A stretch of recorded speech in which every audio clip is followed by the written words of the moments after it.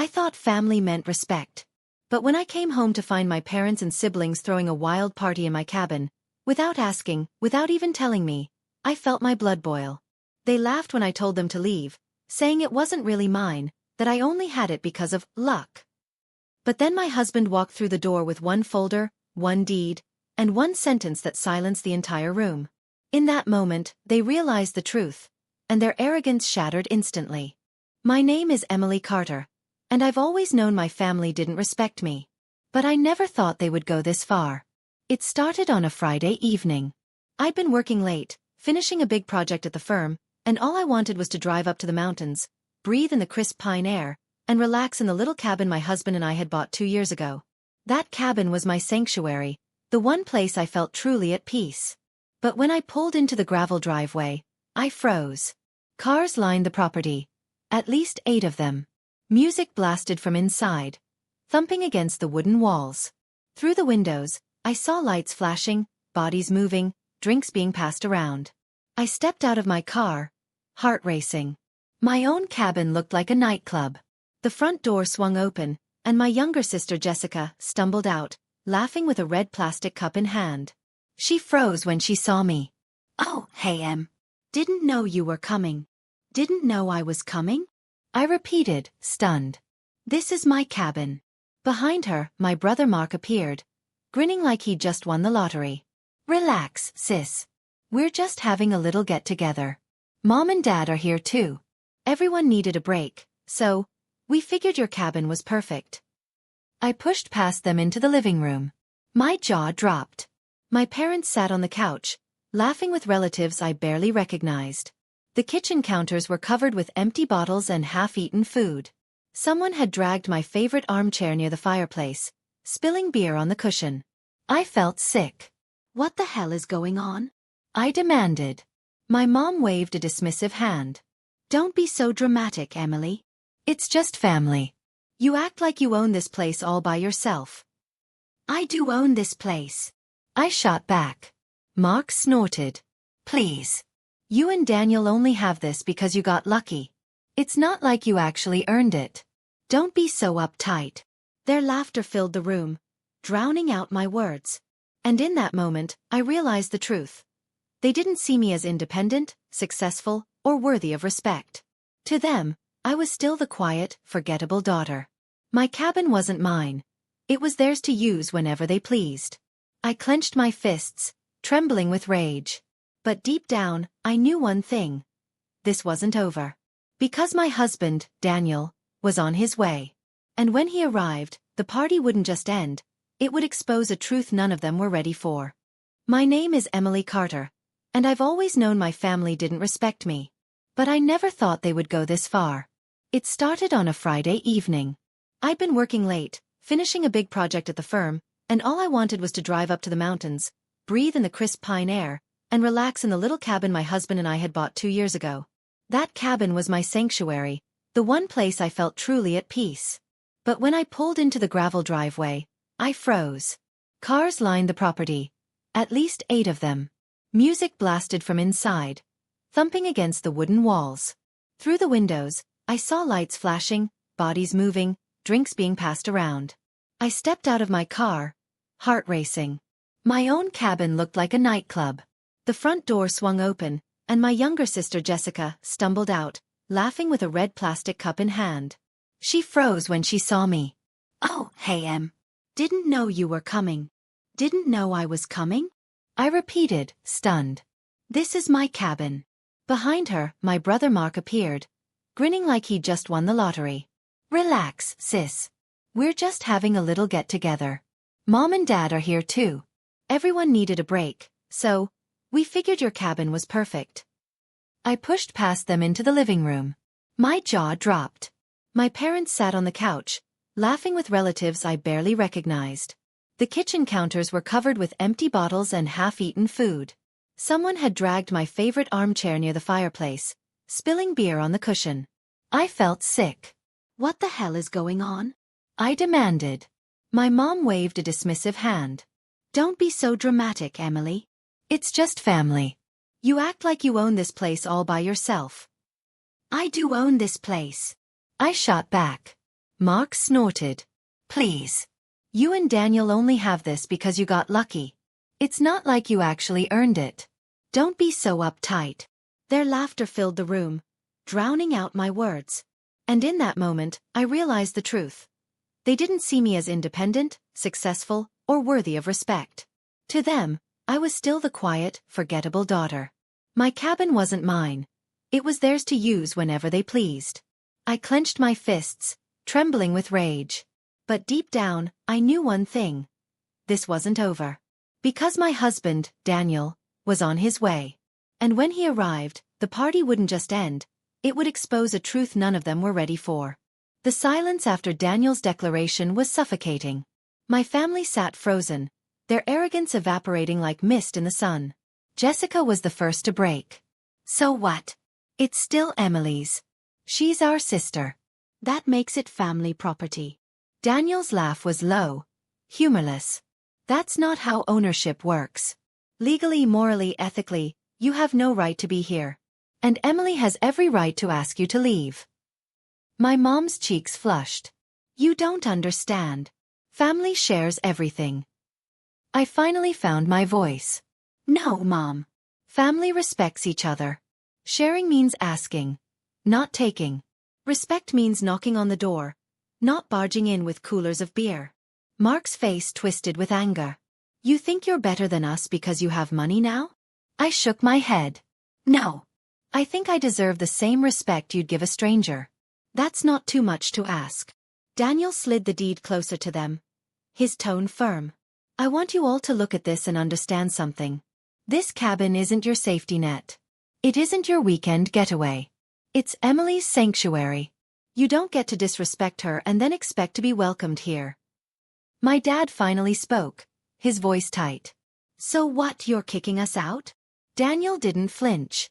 Yes. Tonight. And unless you learn how to respect boundaries, you're not welcome back. The weight of his words sank in. Slowly, people started moving. Relatives grabbed coats, Jessica muttered under her breath, and Mark slammed a beer bottle onto the table before storming out. My parents lingered, their pride refusing to let them leave gracefully.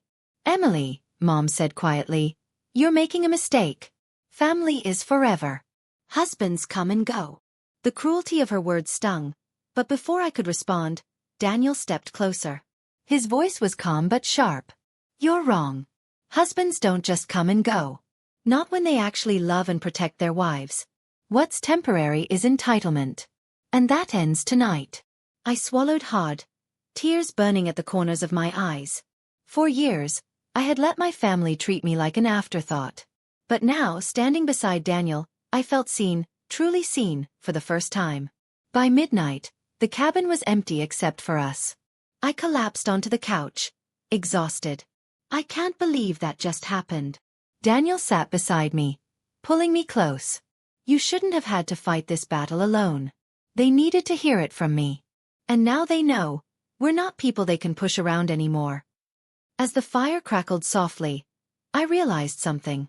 This wasn't just about a cabin. This was about reclaiming my dignity. And with Daniel by my side, I wasn't afraid anymore. The days after the party showdown were filled with fallout. Jessica texted me a string of insults. Selfish. Cold. Daniel controls you. Mark posted cryptic rants online about greedy siblings and fake family loyalty. My parents didn't call at all, which hurt more than I wanted to admit. But something inside me had shifted. For the first time, I didn't feel like their scapegoat. I felt strong. At work, I found myself more confident, standing taller in meetings. With Natalie, my best friend, I laughed about the absurdity of it all. They really thought family ownership was a thing, she joked. But at night, when the cabin was quiet, I still felt the ache. They were my family. As toxic as they had been, I had always hoped they'd change. One evening, Mom finally called. Her voice was cold. You embarrassed us, Emily. In front of everyone. You let Daniel humiliate your own parents. I took a deep breath. No, Mom. You humiliated yourselves when you treated my home like it was yours. Daniel just showed you the truth. There was silence, then a sigh. One day, you'll regret choosing him over us. I felt my heart harden. I didn't choose him over you. I chose respect over disrespect. If you can't see the difference, that's on you. When I hung up, Daniel was watching me from across the room. You okay? I nodded slowly. Yeah. For the first time, I think I really am. The fallout wasn't easy. But it was necessary. Because sometimes, family isn't the people who share your blood. It's the people who respect your boundaries. And Daniel had proven, without a shadow of a doubt, that he was my real family. The fallout from that night spread like wildfire through my family. By Monday, I'd heard from 2 cousins that my parents were calling Daniel controlling, and me ungrateful. Jessica posted online that I'd abandoned family for money, and Mark sent me a text dripping with venom. Enjoy your perfect life. Don't come crawling back when he leaves you. I should have been angry. Instead, I felt strangely free. 4 years, their approval had been my oxygen. I bent over backward to keep the peace, sacrificed my own comfort to avoid their criticism. But when Daniel stood in that living room, deed in hand, and told them the truth, something inside me shifted. The walls I had built inside, walls to contain my anger, my shame, finally cracked. And on the other side wasn't rage. It was relief. Still, relief didn't erase the ache. I sat with Daniel one night, curled up on the couch in the cabin, staring at the flickering fire. They're my family, I whispered. I don't want to cut them off completely. Daniel's arm tightened around me. I know. And I'm not asking you to. But family is supposed to love and respect you, Em. Until they learn that, you owe them nothing. His words settled in my chest like a seed. Work became my escape. My boss noticed my sharper focus, even hinting at a promotion. Natalie dragged me to coffee shops, reminding me that laughter was medicine. Slowly, the sting of my family's betrayal dulled. But then the whispers started. At church, an older woman pulled me aside. Emily, I don't know what happened, but your parents are heartbroken. They say Daniel embarrassed them. At the grocery store, a neighbor murmured, family drama is never easy. Maybe you should apologize, just to smooth things over. Everyone had an opinion. But no one had been in my living room that night. No one had seen the beer stains on my armchair, or the way my mom's words cut when she said, husbands come and go. I held my ground, even when it hurt. One Friday evening, my phone buzzed with a message from Mark. We're coming back this weekend. Don't try to stop us. Mom said we have every right. My blood ran cold. I showed Daniel. His jaw tightened. They didn't learn a thing. We drove up to the cabin early Saturday, nerves humming in the air. 4 hours, no one came. Just when I thought maybe it was an empty threat, headlights swept across the driveway. 3 cars. My parents. Mark. Jessica. They stepped out, carrying bags of food, coolers, even blankets. Like they were moving in. This ends tonight, Daniel murmured standing by my side. And I believed him. Because this time, I wasn't afraid. The knock on the cabin door was loud. Deliberate. Daniel didn't move. He simply looked at me and said, this is your house. You answer. 4 years, I'd let my parents speak over me. Let my siblings take up space while I shrank smaller and smaller. But now, with Daniel beside me, I found my courage. I opened the door. What do you think you're doing? Jessica brushed past me without waiting. We came for the weekend. Don't be so dramatic. Mark followed, dropping a cooler on the floor. This place is too big for just you and Daniel. Stop being selfish. My parents entered last, their expressions a mix of pride and defiance. Mom crossed her arms. Emily, this cabin is part of the family. You don't get to shut us out. I stood in the doorway, blocking their path further. Yes, I do. You don't live here. You don't pay for it. You don't respect it. Or me. You lost the right to call this yours. Mark sneered. You think you're powerful now, hiding behind Daniel. Before I could answer, Daniel stepped forward, calm but firm. She's not hiding behind me. She's standing beside me. And whether you like it or not, this cabin is ours. Legally. Financially. Period. If you don't leave right now, I'll call the sheriff. The threat hung heavy in the air. Jessica scoffed. You wouldn't dare. Daniel met her eyes without blinking. Try me. For a long, tense moment, no one moved. Then Dad spoke, his voice low but laced with anger. This isn't over, Emily. One day, you'll regret cutting your family off. I took a deep breath. My hands shook, but my voice didn't. No. What I regret is letting you treat me like I don't matter for so long. That ends tonight. Mom's face hardened. Mark muttered a curse. Jessica rolled her eyes. One by one, they turned and walked out. When the last car pulled away, silence filled the cabin. I leaned against the door, my heart racing. Daniel wrapped his arms around me. You were incredible. Tears pricked my eyes. I was terrified. But you didn't back down, he said softly. And that's what matters. That night, as the fire crackled and the cabin settled into peace again, I realized something powerful. I didn't need their approval. I had my voice. I had my boundaries. And with Daniel by my side, I finally had the strength to stand tall. The cabin was quiet again. Too quiet. After the storm of shouting and accusations, the silence almost rang in my ears. Daniel sat across from me on the couch, the firelight flickering across his face. For a long time, neither of us spoke. Finally, I whispered, Do you think they'll ever come back? Daniel leaned forward, resting his elbows on his knees. Maybe. But if they do, it won't be the same. You drew a line, Emily. And that line doesn't get erased. I stared at the flames, my chest tightening. Part of me grieved, not for the people they were, but for the family I'd always hoped they could be. I had clung to the fantasy that one day, they would see me, respect me, and treat me as an equal. But tonight, when they barged in with coolers and excuses, I realized that fantasy was dead. And in its place was something better. Boundaries. The fallout came quickly. Jessica posted a furious rant online. Imagine kicking your own family out for your husband's ego. Mark added fuel. Blood is thicker than deeds. Some people forget where they come from. Mom called once, her voice sharp. You've embarrassed us again. Do you feel proud? I held the phone tight and answered calmly. Yes. Because I finally chose myself. Then I hung up. For the first time in my life, I didn't shake after standing up to her. Weeks passed. My parents didn't show up at my door again. Mark's posts slowed as people stopped commenting. Jessica blocked me entirely. The silence, once terrifying, became liberating. Instead of family drama, I filled my days with work, hikes with Daniel, and evenings where the cabin echoed not with shouting, but with laughter. I planted a small garden out back. Daniel built shelves for my books. The cabin, once tainted by their intrusion, began to feel like mine again. Ours again. But then, one afternoon, a letter arrived. It was from my mom. The handwriting was shaky, the words formal. Emily, we don't understand your choices.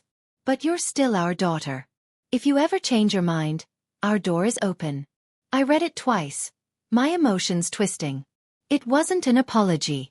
It wasn't accountability. It was a subtle plea for me to come crawling back under their rules. Daniel found me staring at it. What does it say? Nothing new, I sighed. Just another way of saying they'll never change. He nodded. Then you know what to do. I burned the letter in the fireplace that night, watching the flames swallow the words whole. By spring, the cabin had transformed. We repainted the walls, refinished the floors, and replaced the beer-stained armchair with a soft leather recliner Daniel found at a thrift store. Every mark of that party was erased. One evening, we invited a few close friends up, Natalie, my co-workers, people who had cheered for me even when my own family hadn't. We grilled on the deck, laughed until our sides hurt, and watched the sun set behind the pines. As I looked around at the people gathered, warmth spread through me. This was family too, the kind you choose, the kind that shows up with love instead of entitlement. At one point, Natalie pulled me aside. You know what I admire most about you, Em? You didn't just stand up to them. You didn't let them make you bitter. You built something beautiful instead. Her words hit me harder than she realized. Because that was the truth. I hadn't won by proving my parents wrong. I'd won by proving myself right. Months later, I ran into Jessica at the grocery store. She avoided my eyes at first but then muttered, You look happy. I smiled softly. I am. She didn't apologize. I didn't ask her to. We both knew the gap between us wasn't going to close. Not yet. Maybe not ever. And I was okay with that. One crisp autumn evening, I sat on the porch with Daniel, watching the leaves drift down. The air smelled of wood smoke and pine. He wrapped his arm around me. You ever regret it? He asked quietly. Regret what? Drawing the line. Standing up to them. I thought about it, really thought about it. About the years of being overlooked, the sting of being thrown out of my own space, the heartbreak of realizing my parents valued Kyle and Jessica's comfort over my dignity. And then I thought about this moment. Peace, warmth, freedom. No, I said finally. I don't regret it. Because for the first time, I know exactly who I am. And I know who's really on my side. Daniel kissed the top of my head. That's my girl. As the stars emerged in the darkening sky, I felt a quiet certainty settle over me. My family had thrown a party in my cabin.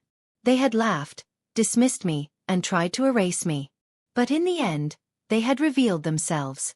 And my husband had revealed something greater, the truth of who really owned not just the cabin, but my loyalty, my trust, my heart. It wasn't them. It was me. And that was enough.